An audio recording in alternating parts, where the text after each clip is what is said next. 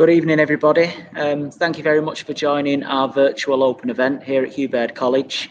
This session is specifically for any students who are interested in studying A-levels from September 2021.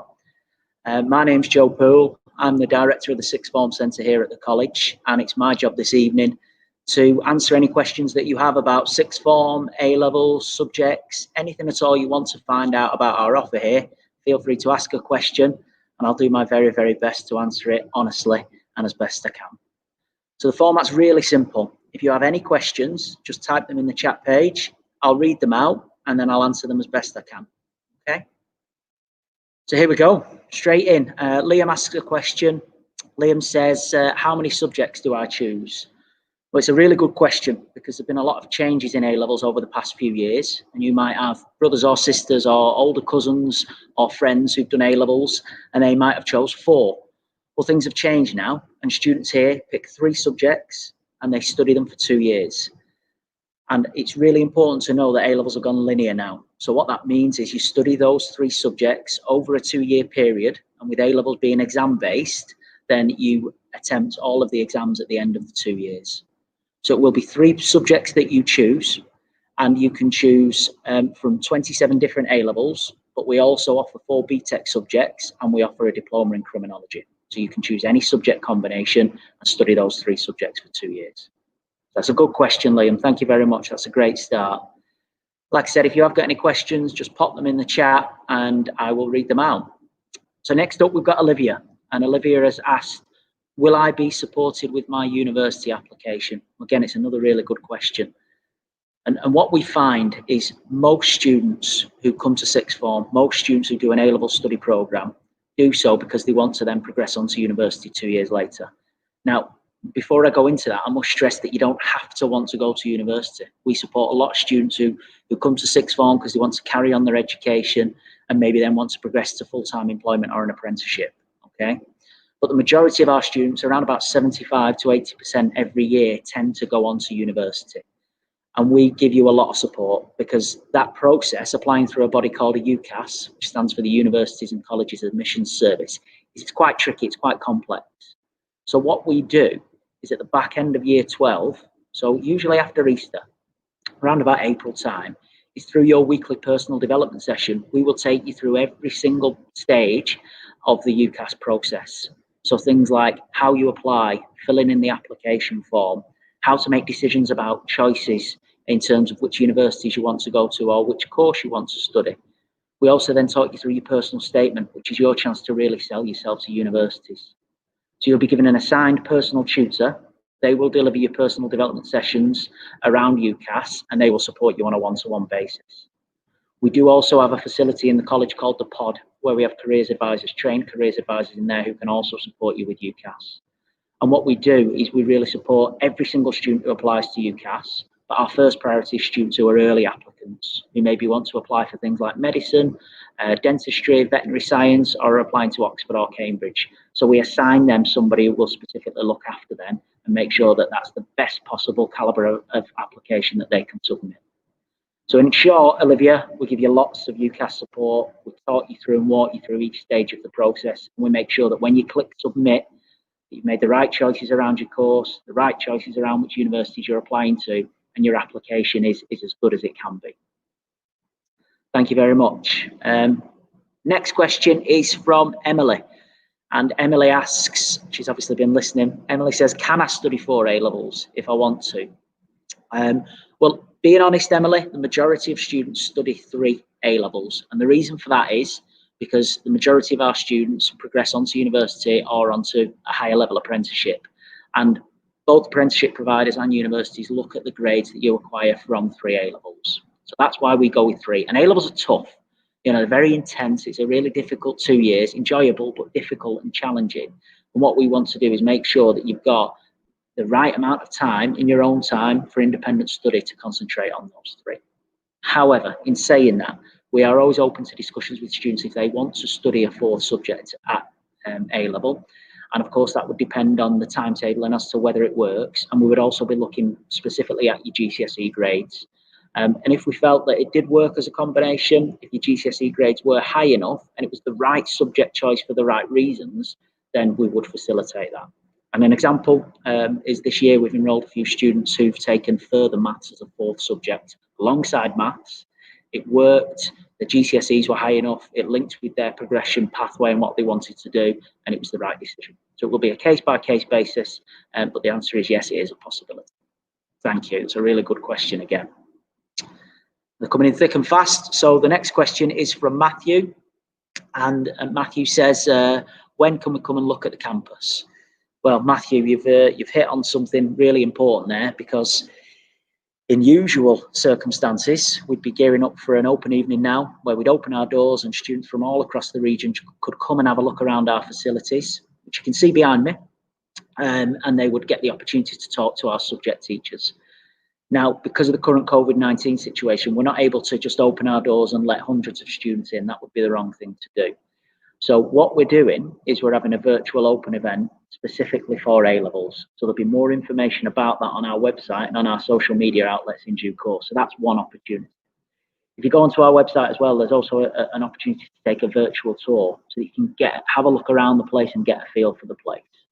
But all being well, in the springtime, if things with COVID progress the way we hope they do, and it's safe to do so, then we will be inviting students in for something called our Discover Day. And that's the opportunity for you to come in and discover more about 3 or 4 subjects that you're interested in. And you get to have a look around our facilities, meet our teachers, meet some current students, and really get a feel for what it's like to be a student here. And then following on from that, there will be a new starter day running next July, and that's when you spend the full day with us. And also then there's enrolment when you come and officially sign on the dotted line. Okay, so it's a really important part of the application process. You know, you're committing the next 2 years of your life to this, and you need to come and have a feel of the place and see what it looks like, and we'll give you as many opportunities as we can, providing that that's safe. A really good question, Matthew, so thank you very much for that. Got another question coming in from Jess, who says, how many hours will I study? Again, brilliant questions coming in. Thanks very much for these. Broadly speaking, Jess, the way it works is your contact time. So what I mean by that is the time that you're in class with your group, with your teacher, is 5 hours per week per A-level. Now, I do want to stress that that's probably a bit more than a lot of other providers give, and we think that's really important. And our results over the last 3 years have been absolutely outstanding, and one of the reasons for that is because we give 5 hours per week. I personally think that's very, very important.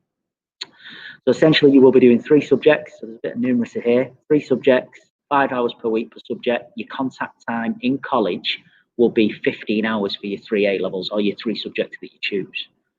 But alongside that, you will also attend a weekly personal development session. That's about an hour, and that's time with your tutor group, with your personal tutor, where we give you important messages and important notices for the week ahead, and also run some sort of personal development session, which hopefully develops you as a person and an individual. So that would be 15 hours a week of curriculum time, the personal development session, and then there's other bits and pieces throughout the year that will fit in alongside that. So it might be social enrichment, academic enrichment, where you get the chance to pick up some additional qualifications, might be work experience or volunteering. It might be a careers program that you undertake. It might be interventions or extra sessions that teachers put on when they feel that's necessary.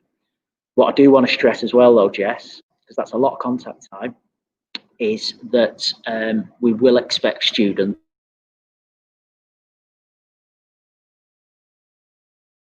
each week in their own time. So for instance, if I'm a history student, I'm in with my history teacher for 5 hours each week, and then I would expect that outside of the classroom, whether it's in our LRC, whether it's working in our atrium area, which you can see behind me, you know, regardless of where you work best, it might be at home, that you're doing 5 hours per week of consolidation. And that's going through your notes, getting your files organised, doing extra reading around the subject. And for me, that's the big step, big difference, I suppose, from GCSE to A-level. That absolutely has to be done. Hopefully that answers the question, Jess. Thanks very much for answering that. We've got Jackie. Jackie's question is there a combination of subjects that you have to do in terms of timetabling? Another great question. Jackie, timetabling, if I'm being honest, is quite a complex thing. So what we say is, look, we offer 27 different A-levels. We offer that diploma in criminology, and we offer 4 BTEC subjects. We say to students, look at those subjects and decide what you're willing to commit the next 2 years of your life to. Now, that might be the subjects that you've enjoyed most in school. So you might love English and history and maths, and you want to do those 3 at A-level. It might be 3 new subjects that you just think are really fascinating. You know, you've read that course content, you've spoke to people who've done it, and it's something that you want to do for the next 2 years of your life. But essentially, we say pick any 3 subjects as long as A, you think you're going to enjoy them, and B, they align with whatever your vision is. Your vision is something that I talk about a lot. And it's not me getting spiritual on you. It's me saying, what is it you want to do after your A-levels? What is it you want to do after sixth form? So if you want to be a vet, then clearly you couldn't study things like film, media, and drama. No disrespect to those subjects, but those subjects wouldn't get you to where you want to go to. So we ask students to really think carefully about the subject combinations that they do. 1, to make sure they enjoy them, but 2, to make sure it gets them where they want to go to in terms of university or apprenticeship. And I'll say something that I said earlier just to reiterate the point, but you're committing the next 2 years of your life to this, and it's a big, big decision, and it's one that I don't want you to take lightly. So think about it now. Attend open evenings, whether they're face-to-face or virtual. Go to taster sessions. Speak to people who you know who've done A-levels previously or have been to a sixth form previously. Speak to your subject teachers in school, and if we can help in any way, shape or form with that decision, please do let us know.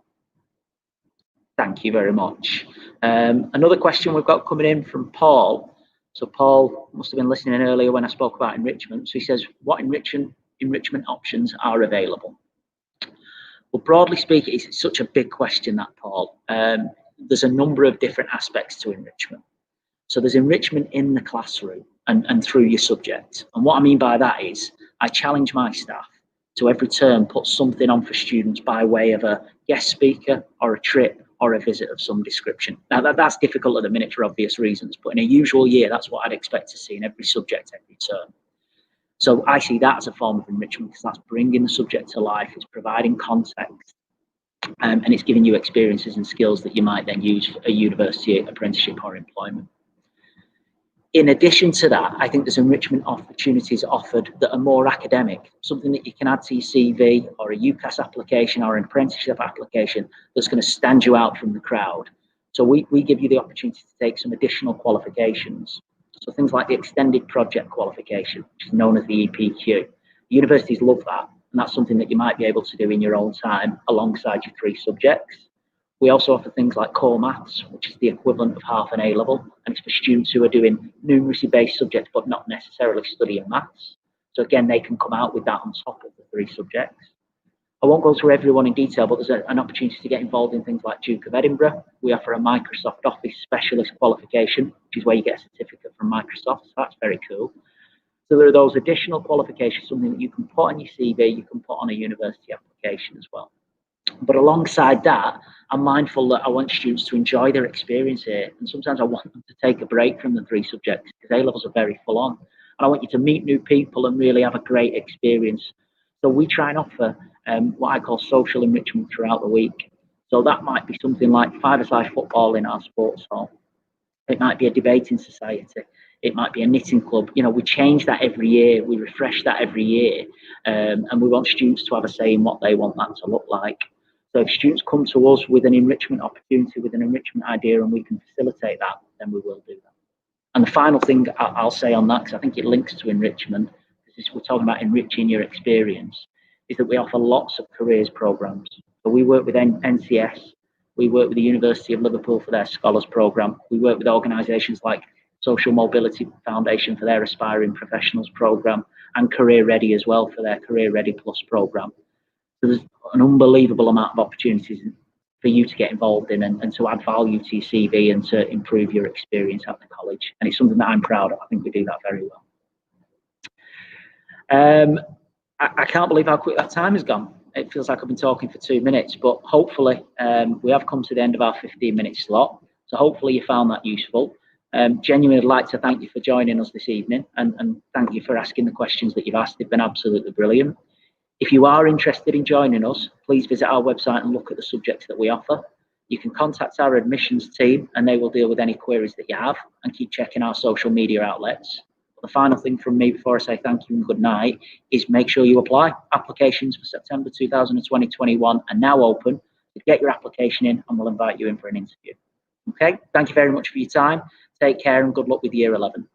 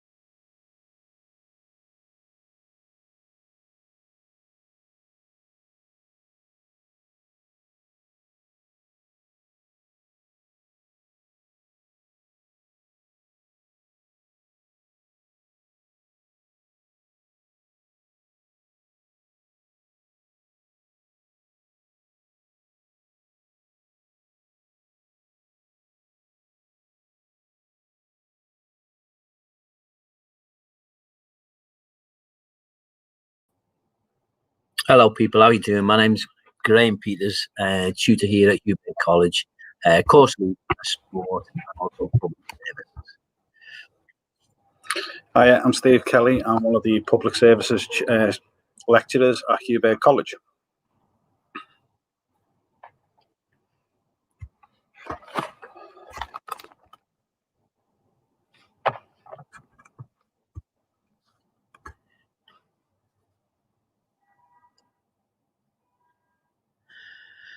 Okay, depending on the course, we've got a couple of courses that you could choose. Obviously, the exercise and fitness is more based in the gym, and unit of study would include basic operations, the gym equipment, and then sessions within the studio that could include kettlebells and cycle spinning. But there'll be other units that'll be classroom based, anatomy and physiology, some diet and nutrition, business, and planning of different sessions. So it's a real mixed bag. Don't come on any course and just expect it to be gym based.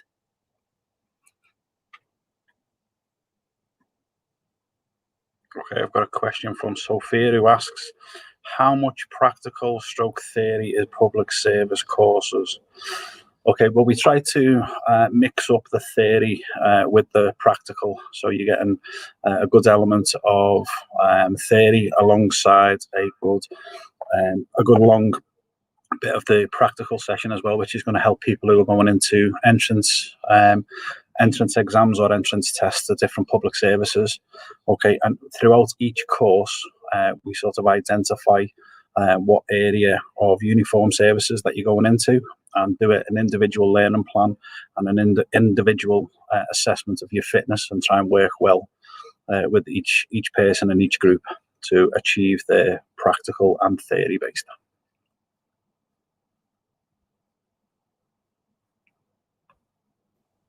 Okay, Luke. Sports courses that lead to university.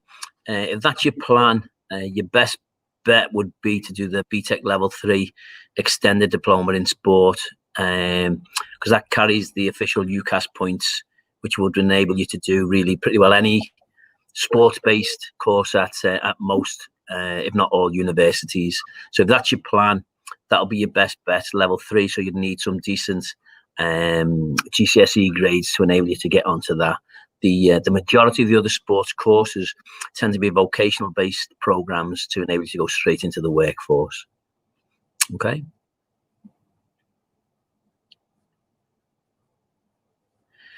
Okay, Emma, you do a Level 2 qualification that would actually enable you to be an instructor in any of the gyms, and the Level 3 is a follow-on from that for the students that want to go into personal training.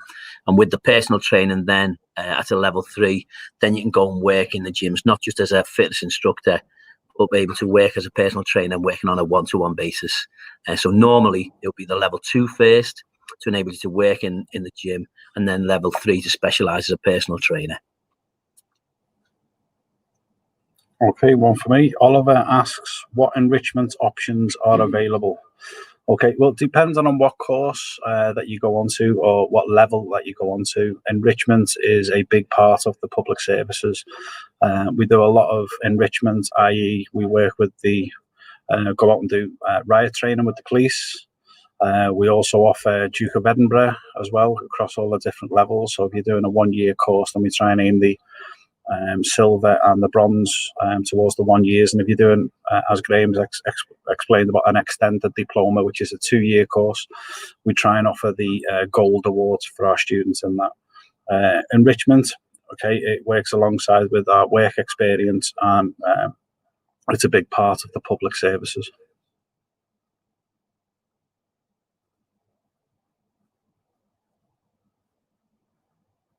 Okay, media work experience.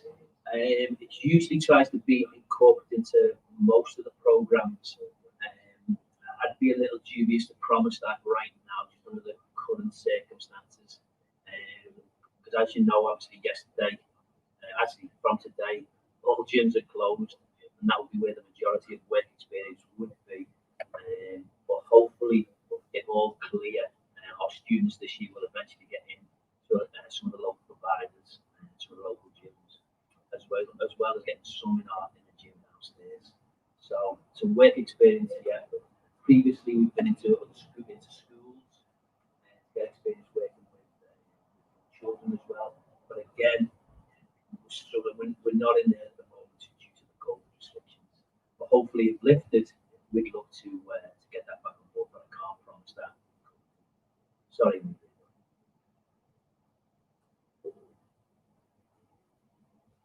What facilities do we have from Grace? Okay, we've got the traditional sports hall, 4 badminton-sized courts. So it's a nice big facility where you're on a fitness course, you might do a circuit training in there. You're on the sports courses, you might do some of your basketball, volleyball, badminton in there. We've also used the lifestyle fitness gym downstairs, which is a relatively new gym, I want to say about 3 years old. Which is open to the public, but also our students get access. The majority of the classes and assessments will take place there. It's actually a really nice facility. So they're the main areas that we use, main facilities. Okay, Alex asks, is the college easy to get to? Easy as in regards that there's a train station which is literally about 2 minutes over the road, which is Oriel Station. We also have a bus stop that stops right outside, which is the 60, 61 and the 81, I believe. And also just round the corner is Bootle bus station, which most buses you can get links into straight into the city centre if you need to get 2 buses or you need to go further afield. We've had students that come as far as Southport, okay, and they generally use the train service. But no, as for accessible, it is quite an easy college. It's on a main street, and if you even have to get a taxi, as soon as you mention Hubert College, all taxi drivers know where we are. Okay, Jack asks how big are class sizes. It tends to vary a little bit, Jack, depending on how many applicants we have, to be honest. But I would say average class size is probably, I don't know, this year probably 12 to 20. But we would be restricted a little bit in class sizes for, say, our gym instructors, where we wouldn't want to take too many into the public area. Plus also the support that you need from the tutors in that practical environment would be a little bit higher. Classroom based could be anything from a dozen as a minimum, again up to 20. You might be getting some anatomy and physiology. So I would say on average we aim to get probably about 16 per group. So I'd say that was an average size, which is a good level for you to use.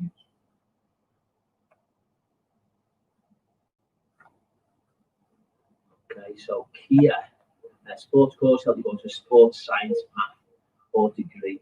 It's definitely that BTEC level 3 extended diploma. Some of the units that we choose would be science-based, as anatomy and physiology. The science of psychology is in there.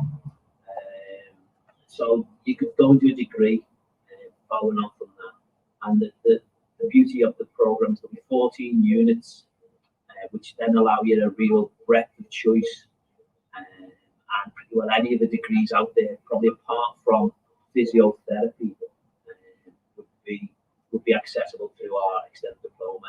And you'd have some experience from the units that we would cover on the course.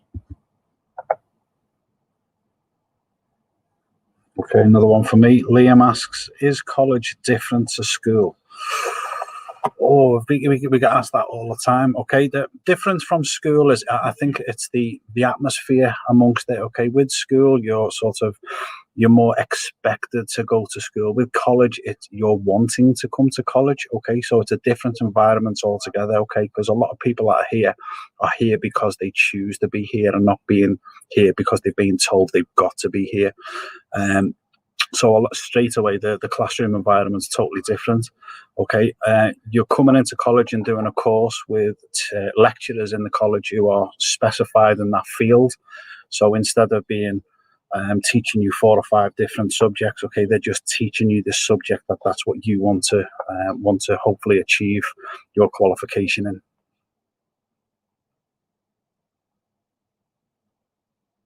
Alice asks, what happens if I am struggling?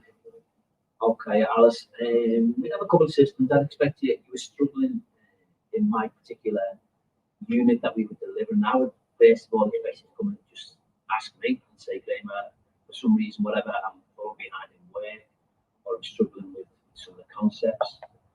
And then we'd get up some in-class support.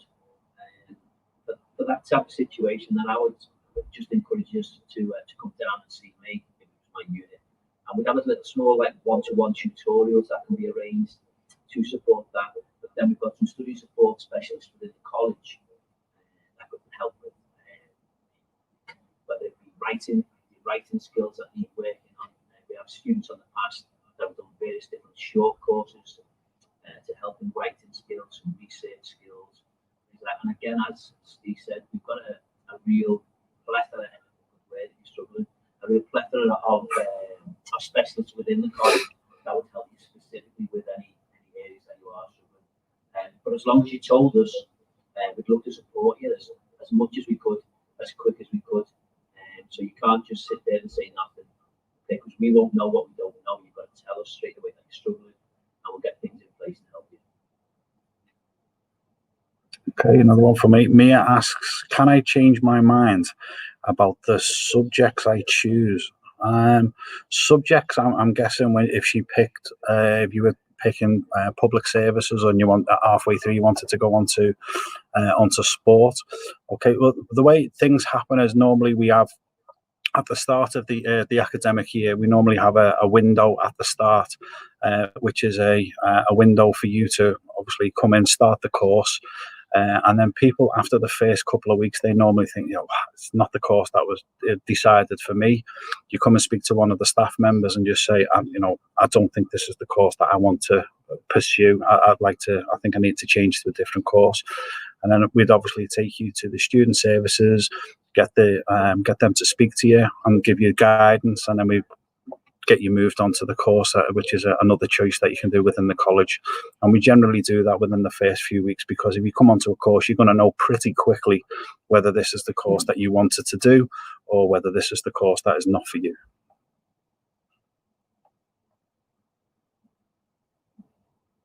When will you start? When will you start, Isla? The majority of courses run for one academic year, with the start date usually around that first week in September. So if you are keen to start, I would say get your applications in online.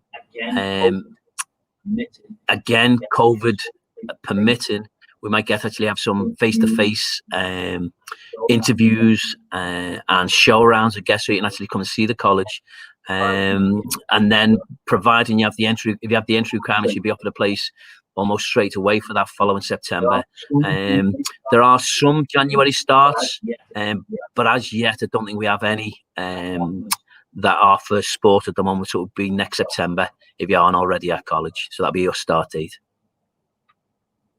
Okay. Another one. Eloise asks, do I have to wear a uniform?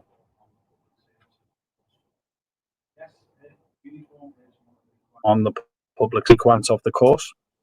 Okay, and it'll be explained to you on your enrolments, and also if you come in as in an open evening, and I'll show you the different uniform that you would be expected to wear. Okay, the normal uniform that our students wear is a pair of black boots, a pair of dark blue combat pants, t-shirts, and then there's other stuff that you can order off our link on our website. It's quite inexpensive. Okay, it's not as expensive as what people imagine it to be. Okay, if you are entitled to a bursary as well, the bursary normally provides help and assistance to the students or people who are entitled to it. But yeah, the staff will wear a uniform as well as what the students do, and we expect you to wear it every day that you'd be in college. Okay. Okay then, so I think that is coming towards the end of our sort of open forum. I'd like to say thanks to everyone who's asked questions for myself and also for Graham. And I look forward to seeing you on an open evening. as Graham said, COVID permitting. And if you've got any more questions, please don't hesitate to get in contact with the college, either via telephone or email, and someone will get back to you. Graham, I don't know whether you've got anything else that you'd like to add before we say farewell. Just hopefully me and Steve haven't been too scary looking for you, because we're much more attractive in person than we are in camera. Okay, so do get in touch. You can apply online, of course, and if not, direct contact through the college. Graham Peters or Steve, there you go. We've got the nice little website there. And anything, if you ask for us directly, we can answer things. And I say the email is the best way to get us as well. Okay, so fingers crossed, get your application in nice and early, and start prepping to come to college. See you out.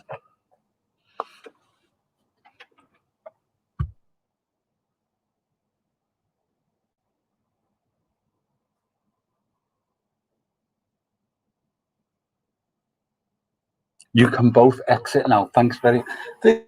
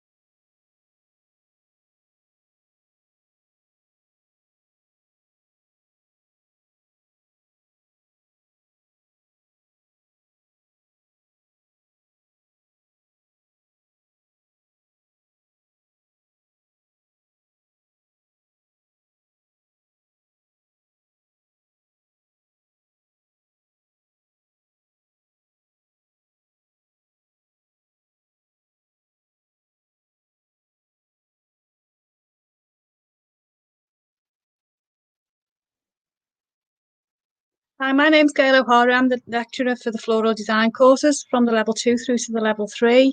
I'm part of the L20 Hotel School, and I'm here for any questions or anything that anybody needs to ask, and I'm here to help you.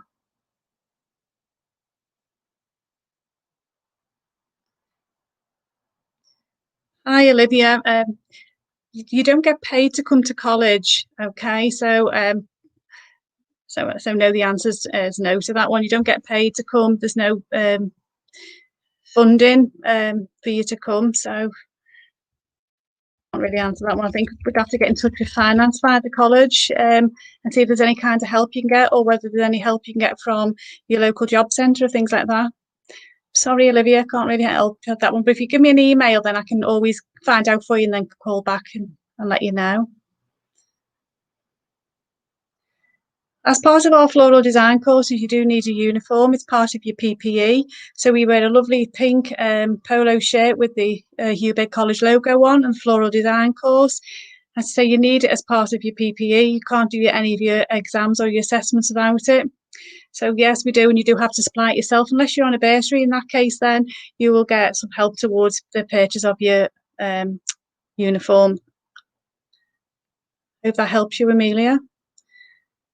Amelia, you do have to have some work experience. You don't need to start with any experience whatsoever, but you do have to do work placements, and you have to do RWE in the L20 floral shop.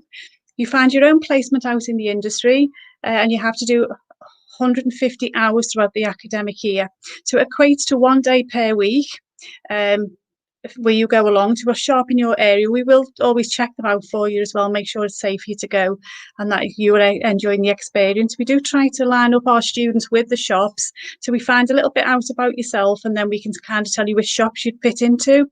So the work experience is compulsory, and yes, you do have to do 150 hours. Okay, hope that helps you, Mia. Thanks, Dee. Bye. Bye. Okay, so George is asking, will I have to do maths and English? Yes, definitely. As part of your catering course, it's one of the most important things you can do, having a kitchen. You've got to be able to calculate recipes, you've be able to read instructions. So maths and English is very important, yeah. Especially if you're a 16 to 18-year-old and you haven't got your GCSEs, you will get a chance to, do your GCSEs at college as well.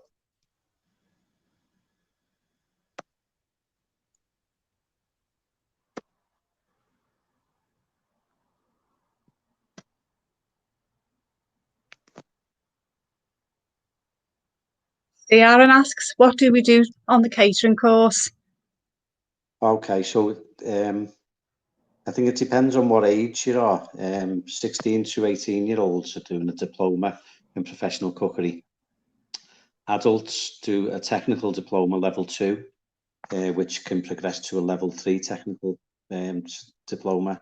But you'll do lots of, I'd say 60-70% practical, lots of enrichment, and a bit of theory to go with it, but mostly kitchen work and theory work.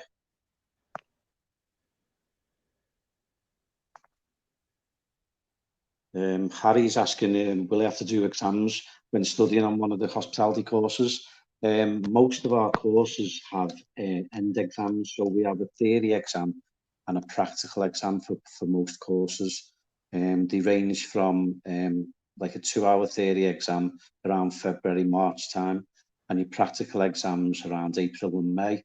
They're normally like a 4-hour practical where you have to cook like a 3-course meal for 2 people maybe.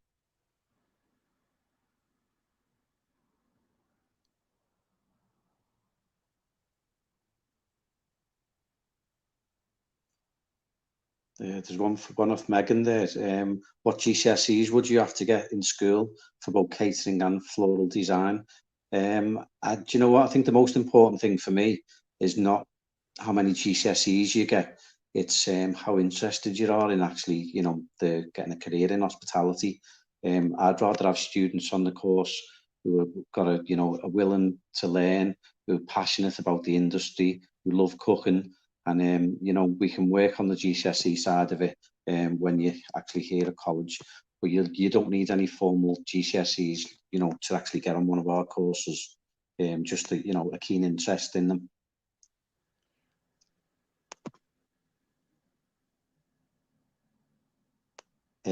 Matthew's asking, do we study 3 A levels or just catering? You will be doing just A levels, yeah. Probably we have a career college 14 to 16, where you will work on your GCSEs, getting you ready to come to us in you know, when you're 16. But no, it's not 3 A levels, it's just catering qualifications. Leo asks, do I need any equipment for your floral design? Of course you do. You need your own toolbox, you need your own scissors, secateurs, knife, stem strippers, and a few other little bits and pieces. But you can gradually build up your toolbox over the year that you're with us, but it's a must that you do start off with your scissors, your knife, your secateurs. These can be purchased from the college. However, we don't push them to be purchased. We do give you the option for you to be able to go somewhere else, but you do normally come back because we do have them at the best price for you. So yes, you do need all your own equipment and you need your own toolbox. Thanks, Leo. Okay, Mohammed's asking, he's a mature adult, yeah, how many hours will he be in college every week? Do you know what that is? Mainly your qualification for, you'll be on a level 2 qualification for an adult, and it'll probably be 11 or 12 hours. This can be more depending on you. You know, we work around your circumstances, but you'll be, the main qualification is about 11 hours, plus you will be doing one of our work experience RWEs every week. That's a 5-hour session, so it'll possibly be maximum 15, 16 hours a week.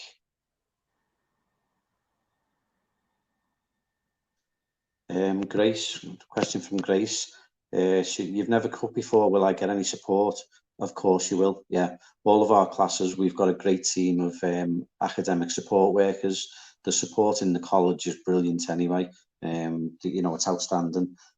So you will get as much support as you need, yeah, to go on your studies. Right, somebody said, I've never studied floral design before, but I've studied art. Will I be able to get onto the course? Of course you'll be able to get onto the course, and having art we've studied art is a good basis for your creative design. So yeah, you don't need any formal qualifications, but a good English and a good level of maths, because we use lots of both. And obviously because you've done art, you'll be really creative, and that will go really well within, especially part of your colour and your principles and elements of design. So yes, Amy, be lovely to see you if you studied art.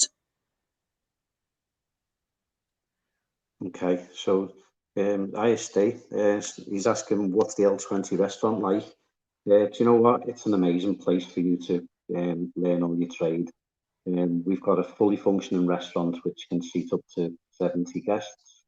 We're open 5 days a week for lunch. We're open for dinner Thursday. We do Sunday lunch. So the students are busy all the time. But I think to get a more understanding of what the L20 restaurant's like, you know, if you do, if you've got any social media accounts, have a look for L20 Restaurant on Instagram, have a look for us on Twitter or Facebook, and follow us and see the amazing things that we actually do in our restaurant.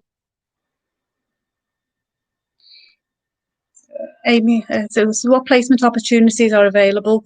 Well, you have to have a placement as part of the course, but we also do a real working experience in the L20 floral shop, which is absolutely brilliant. The girls are great there. It helps you if you're a little bit lack confidence or you just feel a little bit unsure. We can start you off in the L20 as your placement there, and then we can move then onto the industry once you get a little bit more confidence, things like that. But some of our shops are absolutely amazing. They'll do everything, and a high percentage of our students go on to either work for the shops that they're in as the placement, or go back in later years to after they've left the course to go and help at peak periods, or if you've got big functions and things. So placement opportunities are brilliant. Okay, so there's a question from Dan. He's asking, do I need to work part-time on the hospitality course, or can I just study full-time? Well, all our courses are classed as full-time anyway, so we don't actually do part-time courses, but they're all sort of between 11 and 16 hours, so they're classed as full-time, so you don't need to work part-time on the hospitality course. No, it's a full-time course that you'll be on. So Faye's asking, do we get to work in the L20 flower studio? Yes, you do. We have set rotas where you do go into the shop and you help Kelly and Emma and Anne in the shop. You help out with any of the weddings or any of the functions. If they're going to do any of the corporate work to the hotels or the restaurants in town, in the Liverpool city centre, then you'll get to go and help there as well. So there's loads of opportunity for you to be able to go and take part in any setting up and taking things down and just getting out to meet the people in the industry as well. So yeah, Flower Studio is brilliant and you do get to work there. So, thanks, Faye. Okay, so Paul is asking how big are the class sizes in the kitchens? It does, well, our main skills kitchen, it's risk assessed, so for 16 students. So there will be never any more than 16 students in a kitchen. And when you see the kitchen, it's amazing, the size of it. There's enough space for everyone. You know, everyone's got their own workstation, their own cooker, all their own equipment and stuff like that. So the class sizes will never be any bigger than 16. And, you know, that's a nice size. Otherwise, you know, when you're working in the kitchens with us, although we do have a lot of ICT facilities, we've got cameras in the ceilings, you know, showing you the demonstrations on TVs and stuff like that. So it's never too busy, the kitchen, so never more than 16. So somebody's asking, can I do an apprenticeship in floral design? Currently at the moment, we don't offer any apprenticeships at UBED.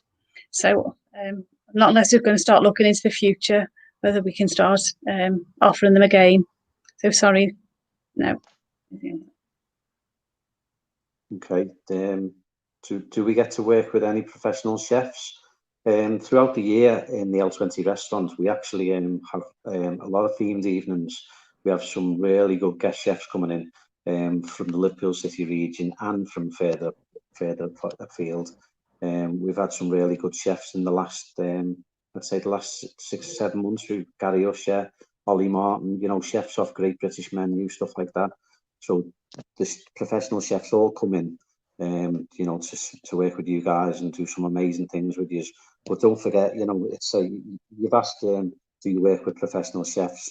The actual commercial team in our kitchen, we've got a head chef and a sous chef who are all industry professionals who can, you know, help you with your studies and, you know, show you the ropes in them kitchens as well. Billy's asking, what type of food will I learn to cook? It does sort of, it depends on what level you're at. Every student will learn the basics first of all, with meat, fish, vegetables, poultry, stuff like that, you know, especially with your food safety and your health and safety. But you'll learn to cook some amazing dishes. And again, if I can't stress enough that, you know, follow us on Instagram, stuff like that, excuse me, and you'll find all the lovely dishes that we produce in the restaurant every week. You know, you'll be doing them, you know, as soon as you join us.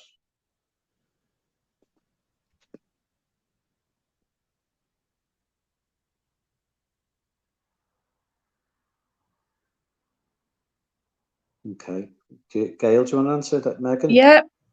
Megan's saying, your question, can you still get on the course if you're fairly maths and English? Well, yeah, you can do. You've got to have a reasonable level of maths and English, but then you would do your maths and English as part of your study programme, because you'd either be doing catering or floristry, you'll be doing your enrichment, your real working environment, and you'll also be doing your maths and English until you get to the level that you need. So unfortunately you will, but you'd enjoy it. Okay, so there's some great questions been on there tonight for both myself and Gail. Hopefully we've told you a little bit about catering and floristry.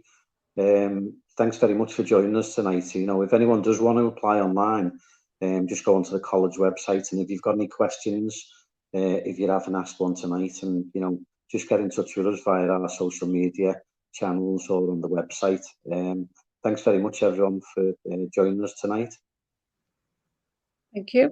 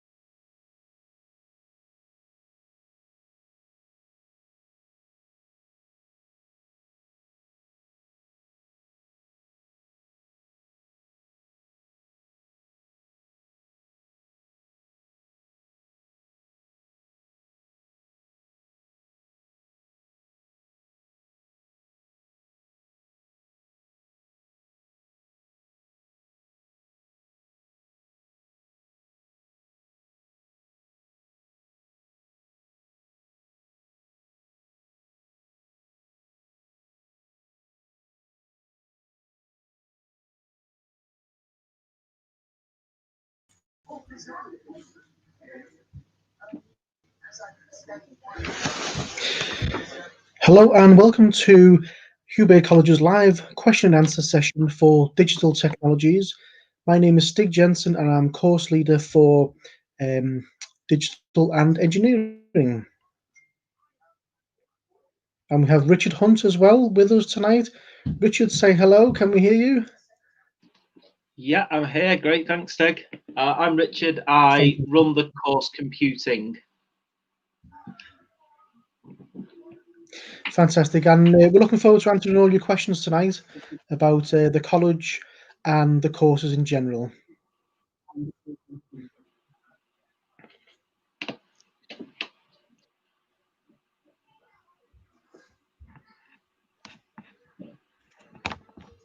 And there's a question from Aaron.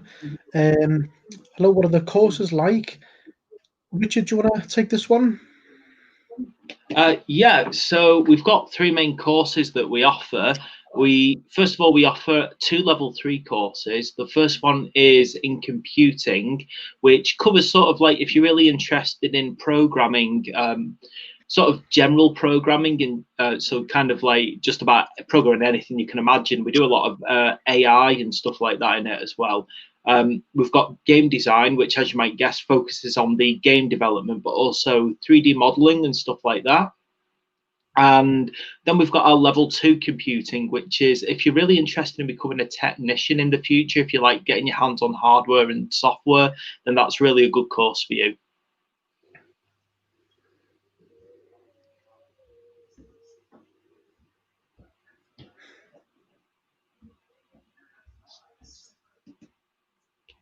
Yeah, so I said the 3 main courses that we study are the computing, the game design, and the IT level 2. And then, of course, when you go on to university, but those lead to university courses as well, where you can do things like proper game design, software development, even things like animation.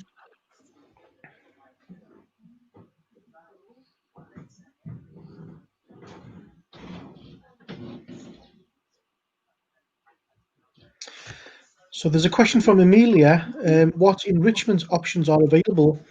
Well, throughout the year across college, there's a whole host of sports activities, 5-a-side teams and so on. But specifically for digital, what we're going to do next year is have a games club where students can compete against each other, playing various games online, to have a bit of fun and win a trophy and some other prizes as well. So that type of thing. So it's a mixture. We don't do any sports ourselves in digital, but we are going to run a games club, which we hope will be very popular. Obviously, everyone likes to play games. Thank you.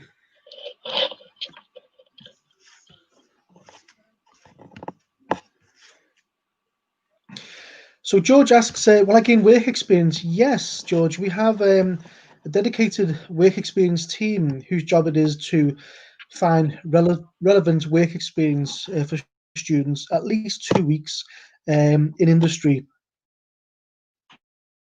And if any friends or family who work for a company that would offer you work experience, then we welcome that as well.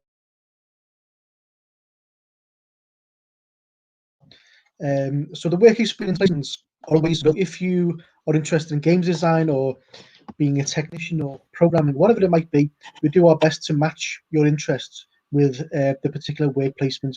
So it is an important part of the course because students do need to get a feel of what the industry is like. Okay, so Harry is asking what facilities do you have? Right, so at the actual college in general, we've got loads of actual facilities. There's even a gym on site at the college that you can join. You have to pay to join it, but it is there. Actually, inside computing, now we have our VR headset, so we have a VR computer, don't we all set up, Stig? We have a games room as well, where we have all the Xboxes and PlayStations and stuff like that. We don't just go in and doss around all the time, though, unfortunately. They're there for serious work, play testing and understanding how games are developed.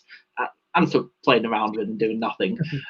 We also have a Linux network in the games room that was built by 2 students. Actually, it wasn't actually built by the staff, was it? Just 2 of our students took an old gaming computer and built a Linux network. We've also got some like little Arduino boards and Pis that we play around with now and then. And don't forget the Costa coffees, Richard. And of course, yeah, we've got we serve Costa coffee in one of the canteens. In fact, I think we've got lots of canteens, don't we? So we've got lots of places to eat on site as well. It's really good food and it's a reasonable price as well. So the question from Ava, is the college easy to get to? Yes, it is. There's a train station right next to the college, Oriel Road, Bootle Oriel Road station, and that's the Hunts Cross Southport line. So that's right up to Sefton, right down to South Liverpool. So there's a great train connection every 15 minutes, and also regular buses as well outside, literally drop you outside the college as well. So yes, it's very easy to get to. How big are class sizes? So it varies actually depending on the course, but I would say that I suppose 15 is about the average that we get per year per course. So I think we've actually done really well this year. We've got 20 per class in 2 of the departments, but you'll never see our class sizes really go above 20 in total. So there's a question from Jack. He asks, is college different to school? There are a lot of differences between college and school, and one of them is we're all on first name terms, so you don't have to call the teacher first name, and the students really thrive in college. They really do. The timetable is another difference.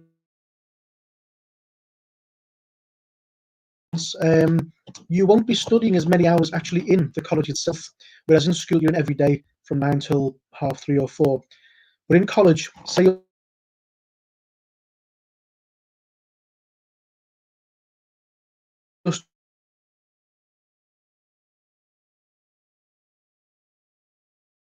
studying a level 3 program, you should as a minimum. Free period.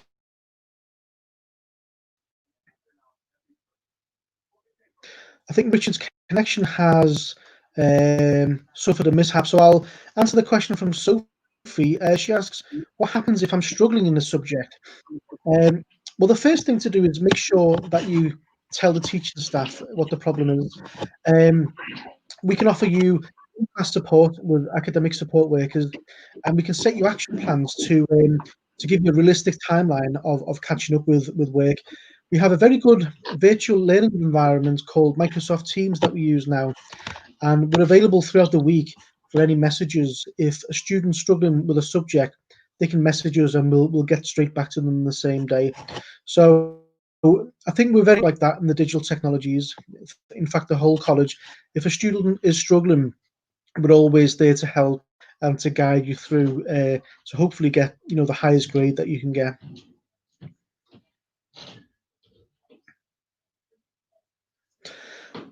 A question from Charlie. Can I change my mind about the subjects I choose? You can change your mind up to a certain point. It's called right choice week. So a few weeks into the course, you can say to yourself, well, I'm not really happy with this particular course. I'd like to try something else. And that's fair enough. The reason there is a short cut-off period is that otherwise you would have too much to catch up on.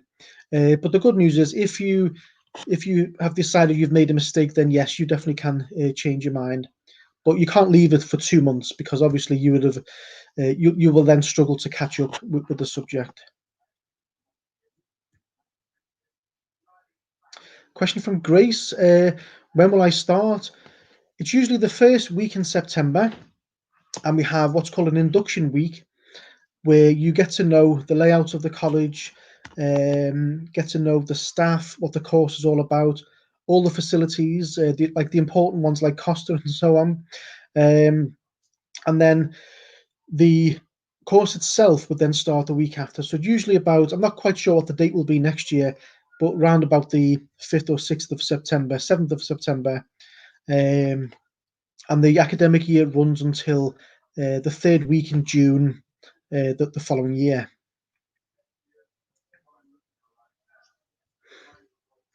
So the support services, Leo asks what support services are available.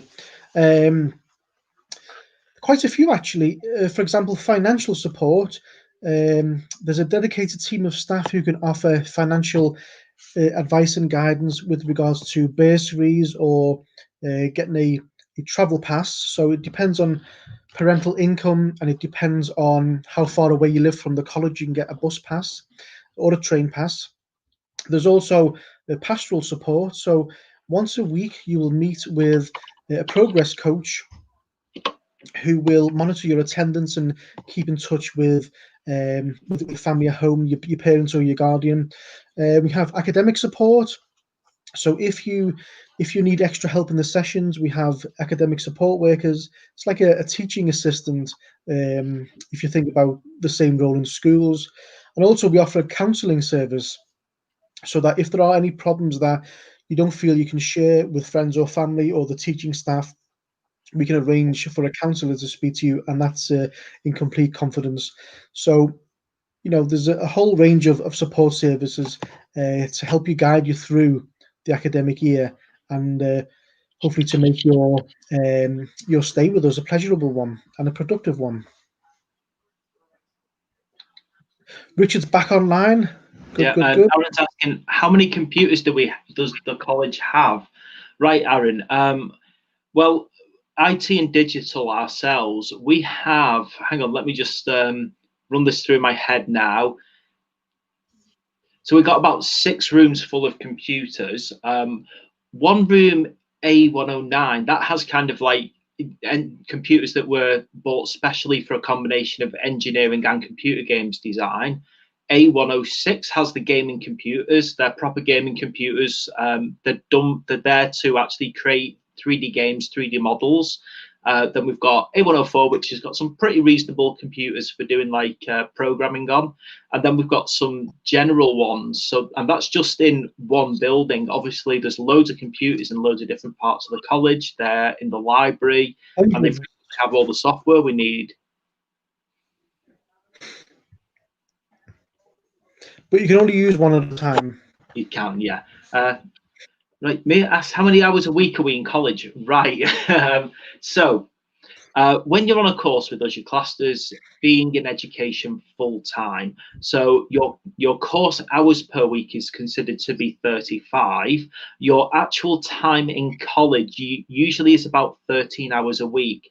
The other time you are expected to be self-studying, working on assignments. Obviously, there's fewer assignments at the start of the year for you to be done independently. And as we build up through the year, you'll find yourself doing more assignments by yourself, writing reports and so on. So yeah, we say it's 35 hours, but of which about 12 to 13 hours you're in college. But if you're doing maths and English GCSE resits as well, there's about 4 hours, 5 hours per week of that too. So there's a question from Jake. Do I have to wear a uniform? No, you don't have to wear a uniform. You just wear your own clothes. So that's one of the other differences between school and college, which makes it seem less formal and more sort of friendly and open. You just wear your normal clothes.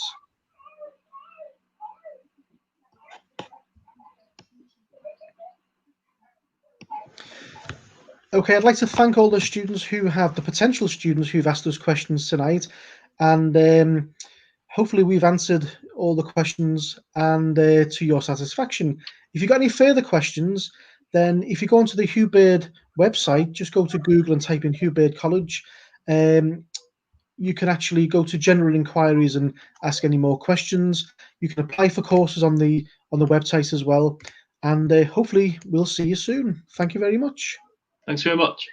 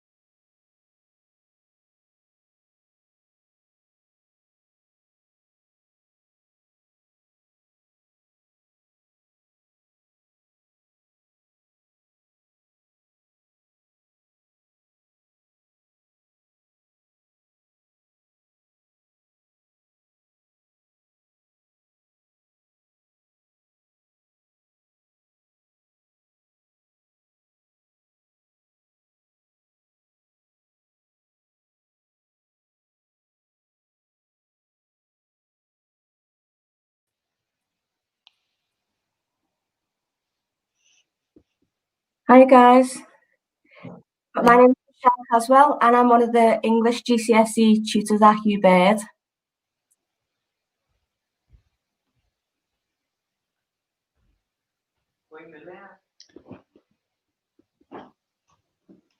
Okay. Hi, I'm James. I'm the BTEC Science Lecturer here at Hugh Baird.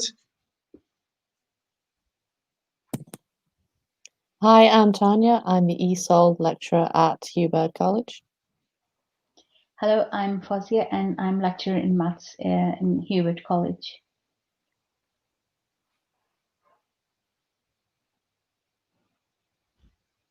Hi Ella, the English classes are free at Hugh Baird College.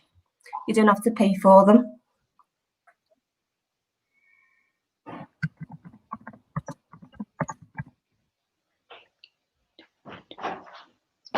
No, Lucy, you don't have to buy any books for maths in Hugh Baird College. We provide every resources you need for past GCSE.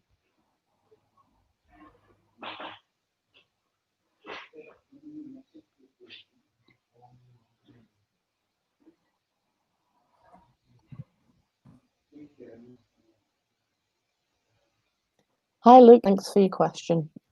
If you claim asylum, we have a special bursary you can apply for, which means your course will be free. So, yeah, that's fine.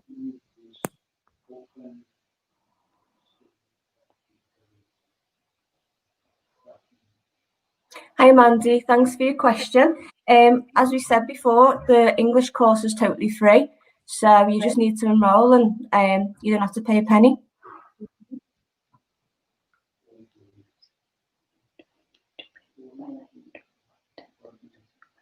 Thank you for your question, Eric. What you have previous qualification, you need to bring that to the college, and then you will fill enrollment form in the college online or as a hard copy as well.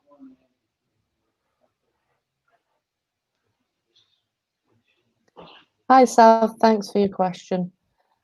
Most of the time, yes, you give your homework to give that extra practice, so you're not just studying whilst you're in college, you get a chance to practice at home.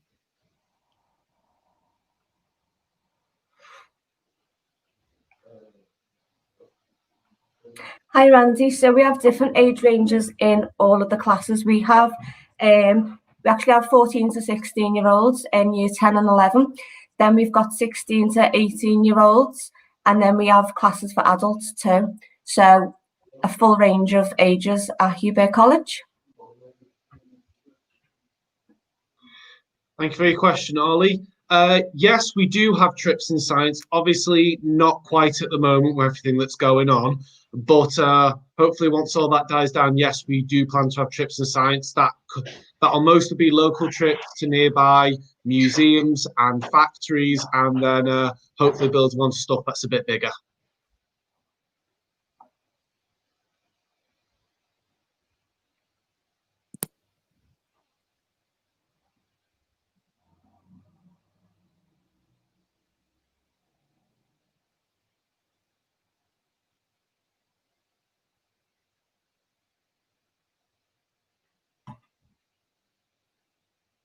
Oh, sorry. Yeah. Thanks for your question, Aaron. Science, the way we do it here with the name applied science, it's very practical and active, hence why we use the name applied science. So the way we do it is you're not just sitting there, me talking out your bunch of theory. What you actually get to do is anything that I teach you, you get to apply it, be that for a practical or a little trip or something like that. But the big thing about how we do science is we want you to actually be doing it, showing that you are applying the science.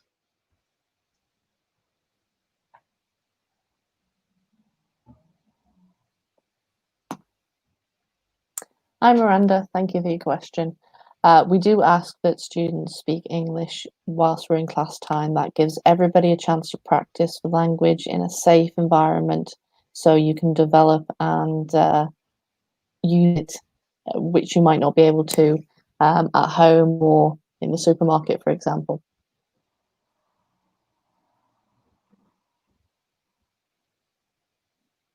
Thanks for your question, Adam. Yes, if you are having, if you're an adult, obviously you will have 3 hours session. So you will have a break, about 15 minutes break during your lesson. But if you are 16 till 18 or 14 till 16, you will have different sessions, like 1.5 hour one day, and then next an hour session next day, and next different days, but you will not have a break during 1.5 hour session.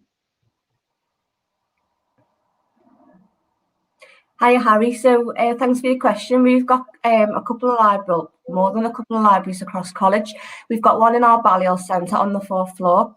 We've got one in our Port Academy on the ground floor. And we've also got one in the L20 University building as well. So we've got 3 for you to use, and you're free to use all of them whenever you like.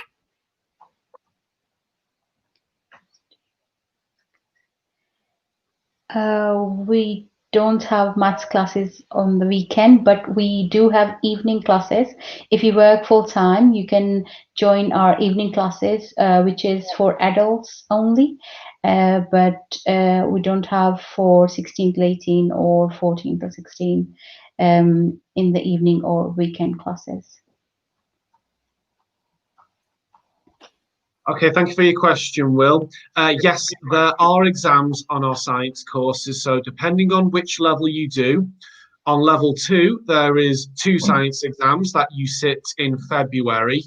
If you do the level 3, there's a total of 4. You do 2 in your first year, and that'll be 1 in January and 1 in the summer, around about May. And then in your second year, you do the second 2, both in January.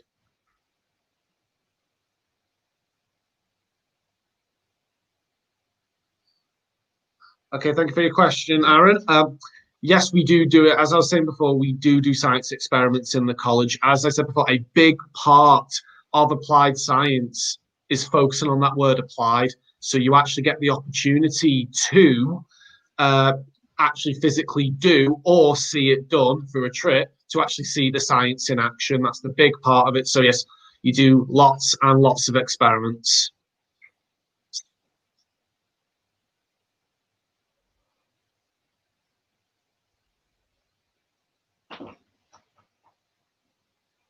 Hi, Sam. Thanks for your question. We don't do a test before you start your ESOL course, but we will assess you to see what level you're at. It's not a pass or fail situation. We just want to let you know before you start.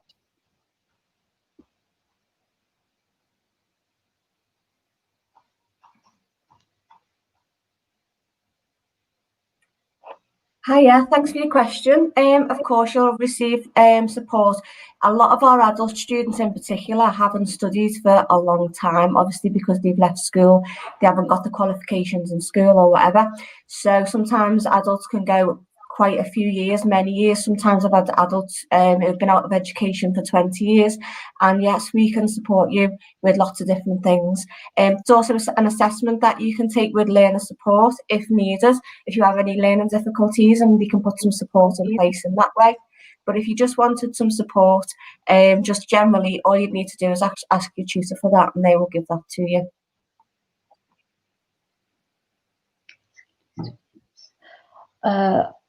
Online, is there any option? We have blended classes as well, which are for adults. But I think for this year, they are quite full. But you can contact admin. They will let you know whether they have spaces left for that blended classes. But that blended classes are only for adults. Okay, so thank you for your question. Okay, so the main difference between BTEC Science and A-level Science is BTEC Science has more coursework. So in level 3 BTEC, 60% of the curriculum is coursework when compared to A-level, which is all exams. You sit one exam at the end of your first year, and then another set of exams at the end of your second year, and that determines everything. And in terms of where you can go, pretty much the same career paths, except for doctor, vet, or dentist. Otherwise, any other science path is open to you, just like it would be in A-level science. And again, I just got asked, do you go on trips to science? Yes, yes, we do. Obviously, not quite at the moment because of the obvious reasons, but once that dies down, yes, we do plan to go on trips to science, mostly to museums as well as different factories.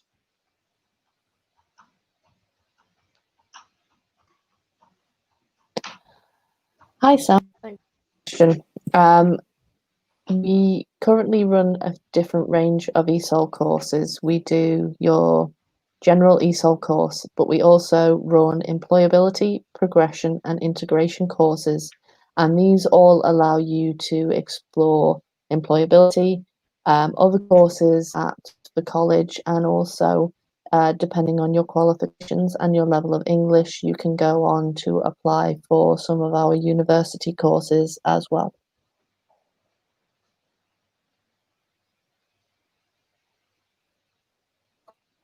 Hi, Karen. Thanks for your question. So the difference between functional skills and GCSE is it's a totally different qualification. So with the GCSE, you study 2 exams. One is a writing and a reading element, and the other one is a writing and a reading element. One is for persuasive and one is for descriptive. With the functional skills, it's more functional tasks like writing letters, the types of skills that you may need to go more into employment. There is one exam at the end of the functional skills, but there's 3 components. So there's a reading, a writing, and a speaking and listening component for the functional skills, and you'll need to pass all 3 of them to pass the full exam. With the GCSE, you need to get around and about half marks to get a grade 4, and that'll get you a pass with GCSE.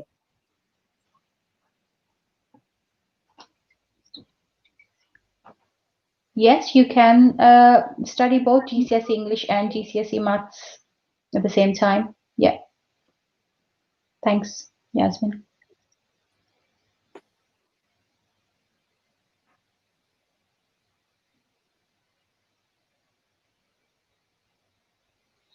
Okay, thank you for your question. Yes, you can go to university after studying level 3 science. Pretty much, as I said before, practically every science path at university is open to you, except for doctor, vet, and dentist. Other than that, almost every other science path you can think of, this course can get you on it. Hi, Gary. Thanks for your question. Again, this depends on your level and which course you're doing. Currently, it's between 10 and 20 per class, but you're usually, at the moment, given the circumstances, in a room with about 9 other people.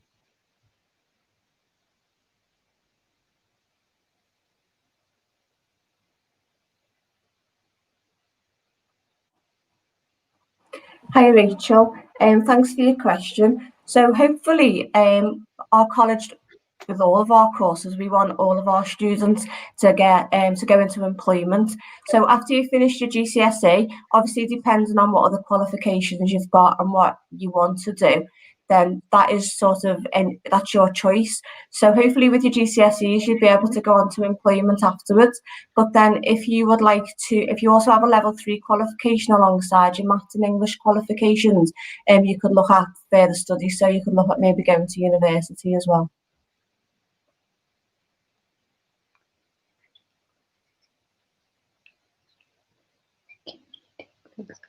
So if we thank you for your question, Dan. Yes, you can retake the GCSE if you don't pass the first time in the college. Thank you for your question, Charlotte. So in terms of facilities, we have 2 main labs. We have a lab that's kitted out more for biology and a lab that's kitted out more for chemistry. So in the biology lab, on top of just your standard lab stuff like, your gas taps, your regular water taps, we also have specialist biology equipment like a centrifuge, incubator. Our cupboards are filled with microscopes and plenty of slides for you to look at. We also have DNA extraction kits, gel electrophoresis kits, absolutely all sorts in the chemistry lab. We have, again, traditional gas taps, water taps, but also fume cupboards. We have specialist equipment for organic chemistry. We have specialist equipment for chromatography, for colorimetry, and many, many other different things. Right, okay, everyone. So thank you for all your questions, and it was nice speaking to everybody. If anybody's got any further questions or wants any more information, you can either go direct to the website or you could apply online. Thank you. Thank you. Thanks, guys. Thank you. Bye. Thanks. Bye.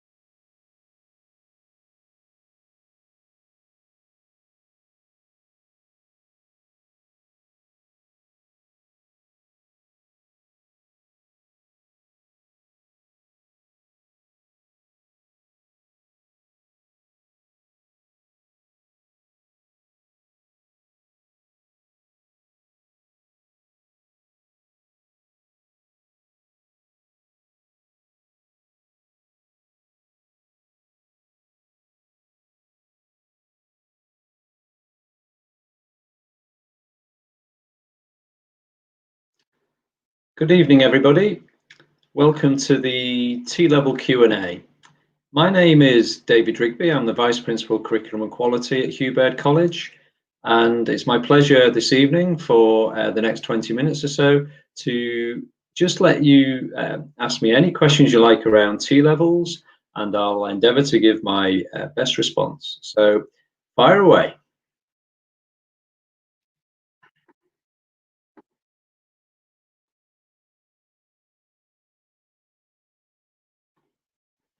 Okay, first question has come in from Zoe. And Zoe asks, what are T-levels? Great question, Zoe. It's an obvious question to ask first. So T-levels are essentially a new qualification, and they are, best way to view them is 80% classroom and 20% in work. So they're a new 2-year technical program, and they are equivalent to 3 A-levels and carry the same UCAS points as A-levels. And they're designed to give employers, they're designed with employers to give young people the skills that industry needs. They will give students a technical alternative to A-levels and will help them to gain a skilled job. So over the 2 years of a T-level, you would gain some technical knowledge and practical skills specific to a particular industry. You'll gain real-life work experience by completing an industry placement of at least 315 hours, approximately 45 days in your chosen industry or occupation. And if you haven't yet got GCSE Maths or English of grade 4, then you'll also study those subjects as part of the T-level.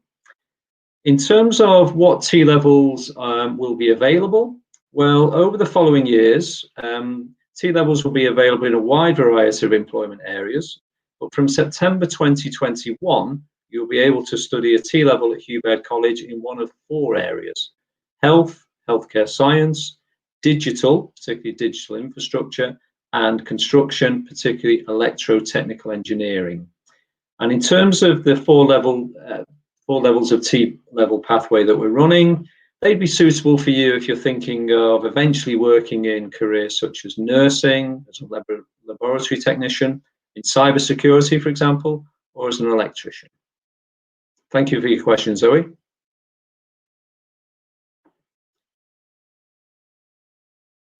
So Colin asks, when will T-levels be available at the college? Thanks for your question, Colin, and thanks for joining us. So T-levels are being phased in throughout the country for the next few years. But for the next couple of years, only a small number of colleges are able to offer them.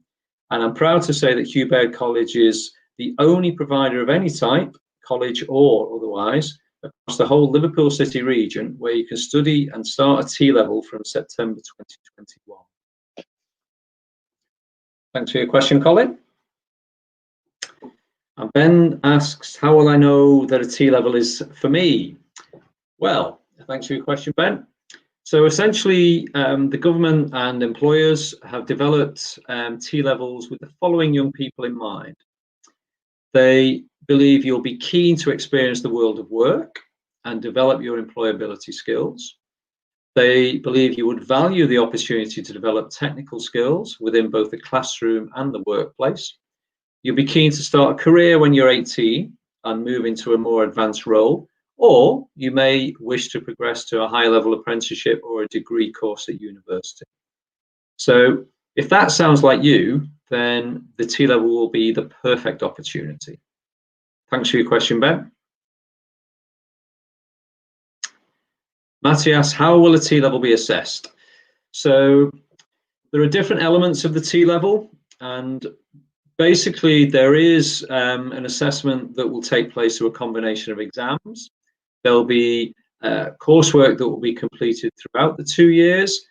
When you're in the workplace on placement, then there will be both the employer and a member of the college staff will come along and observe you to check that you're coping, that you're doing the tasks competently. So that will be part of the assessment as well. There will be an employer set project that will be part of the assessment. And also there'll be an assessment at the end of the 2 years that tests your technical knowledge. And in order to pass the full T-level qualification, you must have fully completed all aspects and including the industry placement. So over the 2 years, you'll be expected to have done at least 315 hours in your chosen industry. usually at one employer, although it could be at two. Thanks for your question, Matty. Amy asks, what GCSEs will I need to have to gain to come on a T level? The college has put in entry requirements that broadly, whichever T level you're coming into, we would ask that you're looking to gain at least 5 GCSEs at grade 4 or above, with at least one of these in English and maths. If you haven't got both, don't worry. We would still consider you for a T level. For the one of English or maths that you haven't got, we would expect you to have at least a grade 3 in that subject. Thank you, Amy.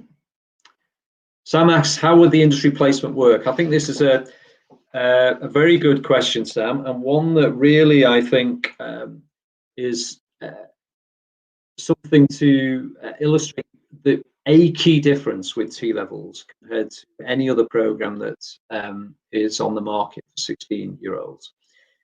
This is what makes a T-level unique and distinct. So I've mentioned already, it will last approximately 45 days or 315 hours over the 2 years. It could be longer. I think the average is expected to be around 60 days, but it will need to be at least 45 days.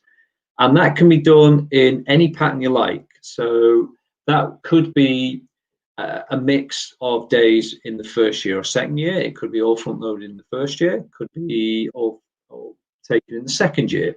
Although I think it's probably highly likely that as a T-level student at Hugh Baird College, you would start and do some industry placement in the first year. Maybe not all of it, but you will definitely do some of it. And in terms of the pattern of attendance, that could be 1 day a week, every week out in industry. It could be on a block where you might do 4 weeks at a particular time, wholly in your employer. So there's a number of different options. I think the college would prepare you to start the placement, and you would have a college mentor and employment mentor as well to ensure that you're getting the most out of your placement and that the support is there. It is possible that you may be able to find your own work placement, and we will certainly listen to any students that present that option to us. And or alternatively, we would find the placement for you. As an example, I talked about one of our T-level pathways being health, and we would expect all of our health students, or the vast majority of our health students, to be doing their placement in one of our local hospitals. Thanks for your question, Sam. And Daniel asks, how will T-levels be graded? Very important question, Daniel. Thank you very much. So students who complete the T-level will receive an overall grade for the whole thing of pass, merit, distinction, distinction star. A distinction star will be the equivalent to 3 A stars A-level, both in terms of the kudos with which that's held, but I suppose just as importantly in terms of UCAS points to support a progression into university should you wish to do that route. The T-level certificate itself will also include other contributory grades and confirm that you've met the minimum requirements for maths and English, for example, and completed the industry placement. Were you not to achieve all of the elements of the T-level, then you get a statement of achievement which did show the elements that you had completed. Thanks for your question, Daniel. And thanks for joining us. What is the transition year? Now this must be a young person, Gail, who has read up about T-levels. So in essence, a transition year is designed for students who it's believed are not quite ready to start a T-level yet. So, but both they and the college believe that they would be ready to do so after a year of preparation. So this might be because, for example, you might still need to pass both your maths and English to get that grade 4. It might be that you need just that bit more confidence building or aspects in relation to perhaps getting a bit more experience out in the workplace if that was something that you felt that you needed.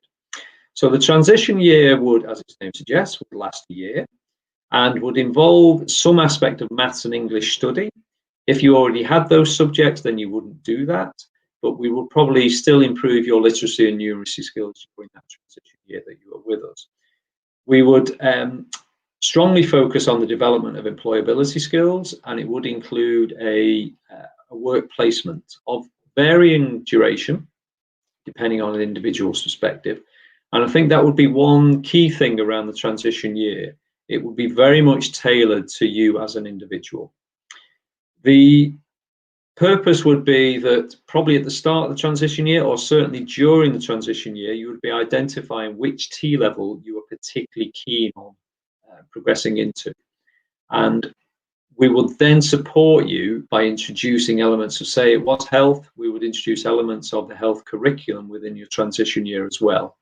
But I think it's important to stress that really the transition year is for students who are not quite ready to start at T level upon joining the college, but who it is believed are perfectly able to become ready within 12 months. And then you will start the T level itself 12 months hence. So probably that would be September 2022 if you were thinking of joining the college next September.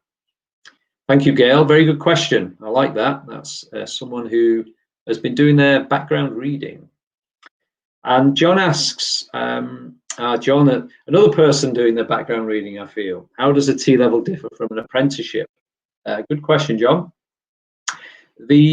I mentioned at the very start of this that one way to view a T level is a program which is 80% classroom and 20% work. An apprenticeship turns that completely on its head. So it's 80% work and 20% classroom. Generally, as an apprentice, you would be employed. So you would actually earn a wage with an employer, and your employer would work with the college to agree a particular apprenticeship with you. So for 4 days a week, you would be completing your normal role in your workplace. And then for 1 day a week, 20% of the time, you would be doing what's called off-the-job training. Now, that could take place at the college, and much of it does, although many of our apprentices do off-the-job training on the site of their employer as well. But I think the key aspect is that during that 1 day a week, you are training to learn new skills. So it's generally viewed that 80%, 20% split classroom to workplace for the T level, 20% classroom based, 80% employment for the apprenticeship. They are closely related, and I fully expect, and I think the staff would fully expect, that if students are coming in to chat about T levels, then many of you may be also thinking about apprenticeships. So please do not be shy to introduce the conversation to apprenticeships if you're also discussing T levels, or vice versa. If you're thinking of an apprenticeship, then feel free to mention T levels as well. So, are there any further questions? Some great questions there, by the way. Thank you very much.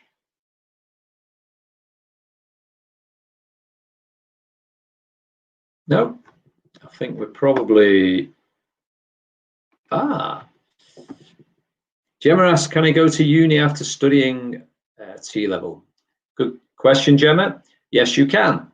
So I mentioned earlier that T levels are equivalent to 3 A levels. So 1 T level is equivalent to 3 A levels. And part of that equivalency matches the grades at T level, whether that's pass, merit, distinction, or distinction star, to UCAS points. And they will be a recognized qualification that will enter, that will allow you to enter university.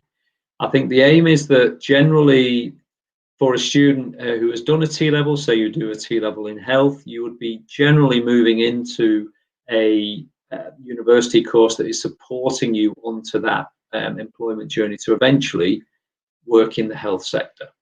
Similarly with digital, that you would be moving into a qualification that would support you to move into the digital sector.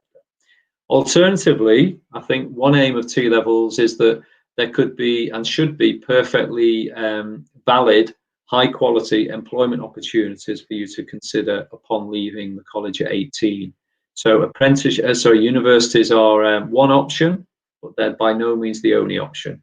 And I think any T-level student should be considering not only university, but actually as their T-level comes to an end, should really be focusing on looking at high quality opportunities in the workplace for them to join when they're 18.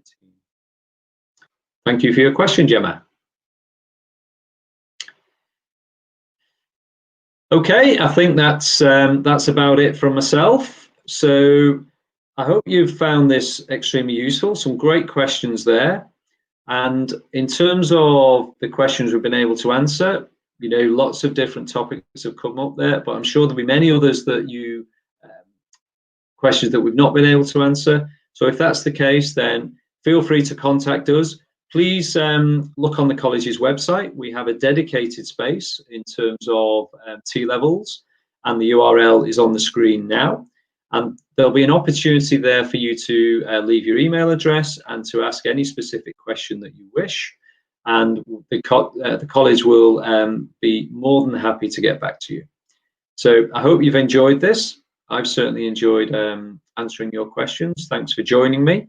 And I do hope if you are considering applying to the college, that T-levels is part of that consideration.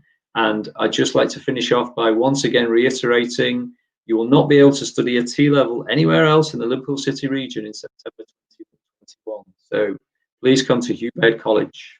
Thank you very much. Good evening.